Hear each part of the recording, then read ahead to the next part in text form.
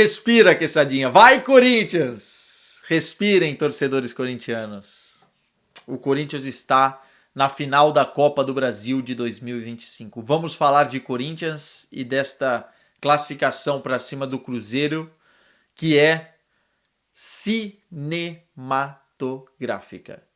Nem o mais cruel, nem o mais maquiavélico dos roteiristas poderia desenhar um desfecho desta semifinal da forma com que foi. E tinha elementos individuais, Gigante Cássio, Hugo Souza, coletivos. O Corinthians estava com o Cruzeiro engasgado desde 2018, envolvendo até contexto de Copa do Brasil. Tinha muito elemento aí, cara. Mas a obra foi perfeita. E eu quero começar o vídeo. Tinha muitas formas aqui de eu começar esse vídeo, até gritando que nem um maluco. Já acordei a casa inteira, tá? Já tomei bronca da mulher. Podia começar também estourando uma cerveja aqui. Podia fazer muita coisa, mas eu quero começar esse vídeo falando um pouquinho da emoção de um corintiano que tá longe. Porque ninguém cai no futebol por acaso. Ninguém caiu aqui de paraquedas. Todo mundo que ama esse esporte tem o seu fio condutor. Tem alguém que por meio de um clube te levou a amar esse negócio. Ou uma emoção que também por meio de um clube ou de um momento te levou a amar o futebol. E são nesses momentos, mais do que na vitória de um título, e atenção a isso porque é importante, que eu me sinto mais corintiano. Que eu me sinto corintiano pra caralho. Desculpem o palavreado, mas hoje vai estar difícil segurar. Porque, por exemplo, em 2017, quando o Corinthians é campeão brasileiro, eu já estava aqui em Portugal e eu não comemorei tanto quanto, por exemplo, essa classificação. Talvez pelos pontos corridos, né? Talvez pelo mata-mata dar mais graça, apesar de 2017 ter estourado na frente e depois até o craque Neto fez o desabafo, então talvez por alguns fatores. Mas eu acho que no final das contas o sofrimento adentrando nas veias faz mais parte do corintianismo do que propriamente os títulos. É difícil explicar isso. É difícil, parece clichê, mas não é. Pô, eu li um comentário no Twitter durante a disputa de pênaltis falando o seguinte: olha, pra quem não é corintiano e nem cruzeirense, esse jogo tá sendo espetacular. Eu concordo, deveria estar sendo espetacular mesmo, mas pra quem é corintiano, é do sofrimento que a gente sobrevive. Se não houvesse sofrimento, se não houvesse momentos como esse, não existiria o Corinthians. Então eu fui curtindo cada momento do meu sofrimento, sabendo que poderia terminar numa eliminação, mas sabendo que a catarse catapultada pelo sofrimento, ela é muito mais saborosa quando termina da forma que terminou. E isso é maravilhoso.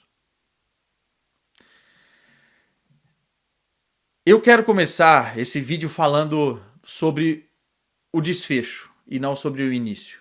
Até porque o início, pelo amor de Deus, já vamos chegar lá. Mas eu quero falar sobre o desfecho, porque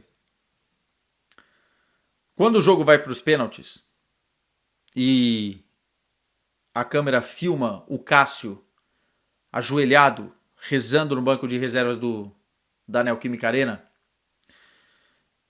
eu acho que todo torcedor do Corinthians sentiu a mesma coisa. Hoje vai ser duro, hein? Ele é foda. Ele é diferente. O gigante contra o Corinthians na Neoquímica Arena. Havia ali um sentimento de tristeza, de nostalgia, daquilo que já foi tão bonito de uma certa forma, agora jogar contra. E eu imagino o que tava passando na cabeça do Cássio, bicho. Assim, tipo, cara, eu vou ter que brilhar contra o lugar que me deu tanto e que eu amei, que eu amo pela eternidade. Então, assim, é muito difícil. Quando ele pega o primeiro pênalti, não é que nenhum torcedor do Corinthians comemorou, não é isso, ou deu uma risada, ou ficou feliz. Mas eu acho que em um determinado grau, todo mundo falou, e eu acho que esse que é o ponto mais importante, mais do que ficar feliz pelo outro, é o reconhecimento, é falar, cara, o Cássio vai acabar com a gente hoje. Tinha que ser você, né, Cássio? Eu acho realmente que a maioria dos torcedores passou por isso. Só que do outro lado, tem um cara, e já falei isso algumas vezes, que eu nunca vi se tornar ídolo tão rápido no Corinthians. Pelas circunstâncias, pelas características, pela própria história, pela identificação de comportamento, o Hugo Souza fez isso aqui para se tornar ídolo do Corinthians. Óbvio, você precisa fazer grandes defesas, óbvio você precisa ter grandes momentos, mas de outro lado tinha um cara que dava para confiar. Na história do Corinthians, os grandes goleiros são pegadores de pênalti, especialmente na história recente. O Ronaldo já tinha um histórico, mas Dida, Cássio e agora Hugo Souza. Por quê? Porque o Corinthians se alimenta nos seus ídolos dos grandes momentos de sofrimento. E o Hugo, cara, mais uma vez foi determinante para o corintiano. Nos 90 minutos ele fez grandes defesas e aquele pega na bicicleta do Matheus Pereira é absurdo, tá? O reflexo que ele vai buscar no chão, ele é um goleiro alto, para você fazer aquela queda em movimento rápido é muito difícil. Depois o Gustavo Henrique salva mais uma de tantas que ele salvou nessa eliminatória. Mas o Hugo foi determinante e aí tem uma parada simbólica que para mim ficou explícita, tá? O passado glorioso encontrando o futuro promissor no mesmo espaço e tempo. O Cássio enfrentando o Hugo Souza. E é uma passada de bastão ou uma passada de luva daquilo que foi tão bonito e daquilo que potencialmente será e já está sendo tão bonito com o Hugo. Um pouco triste, na verdade, pelo Cássio, não por ter perdido, não, mas por saber que ele nada do que foi vai voltar, né? E feliz pelo Hugo, cara, porque são essas atuações que estão levando ele para a Copa do Mundo. O Ancelotti falou, nós precisamos de um goleiro que pega pênalti, ele pegou 2. Tudo bem que teve algum demérito ali, a gente já vai falar nisso do atacante, mas muito mérito do Hugo. E foi bonito. No desenho das batidas dos pênaltis, eu gostei bastante. Quando o Yuri perde o primeiro pênalti, e o Yuri é aquele caso sério de estudo, né? Mas enfim, quando atacante tem que bater o pênalti, não pode se esquivar e perde, né? Eu prefiro que ele perca assim do que bater numa cavadinha, por exemplo, tá? Mas quando o Yuri perde o primeiro pênalti, o Cássio pega, bela defesa, porque a bola vai muito forte. Eu gostei muito do Memphis bater o segundo pênalti logo. Não sei se foi programado dessa mudança, se era isso mesmo, mas o Memphis bateu o segundo pênalti, deu uma confiança, cara, uma calma pro torcedor e pro plantel principalmente, pros outros batedores, calma, pô, tamo vivo e é o cobrador oficial da seleção da Holanda, é o maior artilheiro da seleção da Holanda que tá ali. Então bater o Memphis ali foi fundamental. Assim como também foi fundamental no pênalti do Gustavo Henrique, em outro contexto é verdade, ele sair convocando a torcida em toda a parte da Gaviões e da torcida organizada do Corinthians para que o estádio pressionasse o próximo batedor. Né? E no final das contas, é o momento que o goleiro mais vai sair herói. E o herói das penalidades foi o Hugo. Foi o Hugo. Que bonito, né? Que catarse, que momento. Pois bem, dito isso, voltando um pouco atrás na fita, Péssimo primeiro tempo do Corinthians. E eu avisei aqui no vídeo pós-jogo da vitória do Mineirão. Eu falei, ó, eu tenho medo de uma coisa. Esse time senta em cima de resultado. Esse time vai olhar para esse resultado, vai entrar na Neoquímica Arena pensando em defender esse resultado. E time que não joga a bola dentro da sua casa com aquela torcida lá, com 1-0, um resultado magrinho nas mãos, poderia ter sido eliminado pelo primeiro tempo pífio, ridículo que fez. Tá? Tem uma questão de quebra física ali de meio campo, o Carrilho estava mal, enfim, Martínez, mas a postura é muito ruim, porque é uma postura de esperar o Cruzeiro, de dar a bola para o Cruzeiro e ver qual é que é, de não ganhar a segunda bola. O Cruzeiro teve um momento ali que tinha 10 vezes mais desarmes do que o Corinthians. Os caras estavam comendo a grama e o Corinthians esperando, uma postura ruim, cara, dentro de uma semifinal de Copa do Brasil. Por que o Corinthians não repetiu o que fez no primeiro tempo no Mineirão, ou o que fez no primeiro tempo contra o Flamengo, ou o que fez no primeiro tempo contra o São Paulo, se eu não estou enganado? Enfim, tantos jogos. Por que o Corinthians não entrou na mesma intensidade, na mesma pegada, como se o jogo tivesse 0-0? Porque realmente 1-0 é muito magro. Contra uma equipe que do outro lado tem qualidade, Matheus Pereira, Matheus Henrique, enfim, Caio Jorge. O time é bom, cara, o time do Cruzeiro é bom. Se você ficar esperando, eles vêm, eles vão chegar. Muito espaçado, tá? Taticamente falando, o meio campo com o ataque, a bola ia longa, né? Quebrava, Matheus, Bidu e o Mateuzinho no Yuri ou no Memphis. Nenhum dos dois conseguia segurar. O Memphis mais, mas o Yuri pouco, não é característica dele. E depois havia um caminho mais ou menos de 20, 30 metros para os jogadores do Cruzeiro circular a bola com tranquilidade e colocar o Corinthians entre as cordas. E assim, teve o lance do Matheus Pereira, que depois o Gustavo Henrique salva, mas da defesaça do Hugo. Teve outros lances. E o gol, cara, é exatamente isso. Ah, Quesada, teve a falta no Yuri Alberto. Cara, você pode achar falta? Não, é um critério e tal. Mas não pode tomar aquele gol. Não pode tomar aquele gol.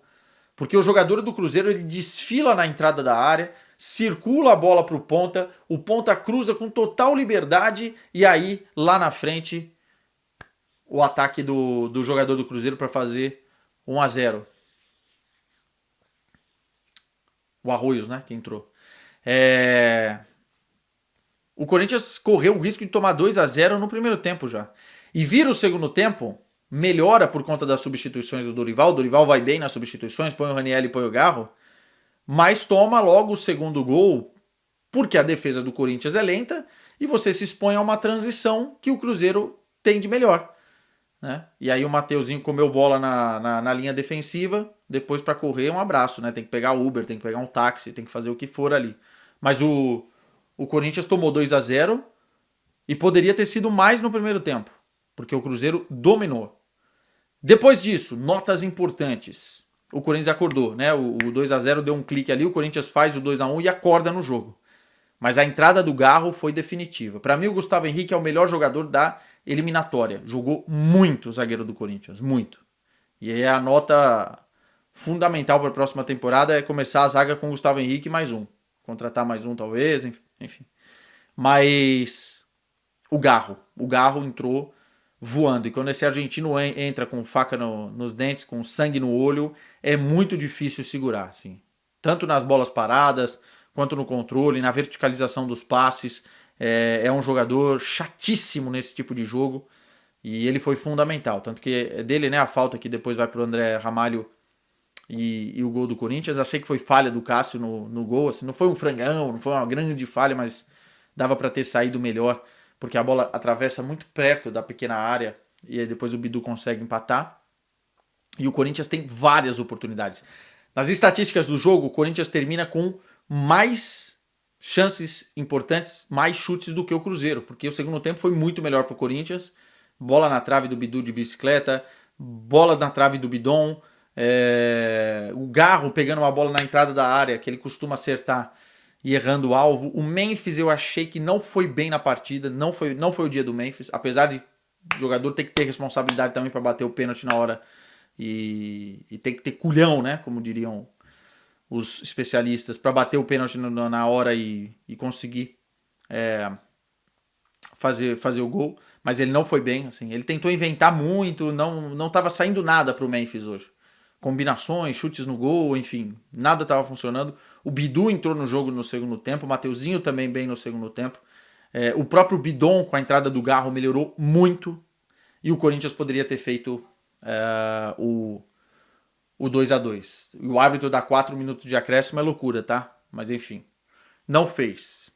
E o Corinthians vai para as penalidades pelos seus próprios erros. Poderia ter apertado no primeiro tempo, ter feito um primeiro tempo decente e ter evitado todo esse sofrimento. Mas como eu elogiei tanto o sofrimento aqui, vai que vai. Eu não tô vendo o jogo ainda do Vasco e Fluminense, tô gravando o vídeo antes, então vamos ver o que vai acontecer, mas um ponto importante, qualquer um dos adversários é de igual para igual, o Corinthians chega nessa decisão da Copa do Brasil, e se o Corinthians ganhar a Copa do Brasil, vai mascarar muito um ano ruim do Corinthians, nos bastidores, politicamente falando, na questão financeira, desastrosa a gestão do Corinthians, mas no futebol tem essas paradas, né? Especialmente um clube que é tão grande, o Corinthians pode terminar o ano com o título da Copa do Brasil e do Campeonato Paulista. Tem muita coisa para acontecer ainda, tá? Mas são vitórias como as de hoje que afloram o corintianismo, até mesmo desse que vive longe. E se Deus quiser, em breve eu estarei na Neoquímica Arena no início do ano, vou dar um pulo no Brasil para acompanhar um jogo do Coringão de perto, na arquibancada, que é o lugar que me cabe. Um beijo para vocês, tamo junto e vai Corinthians, sempre.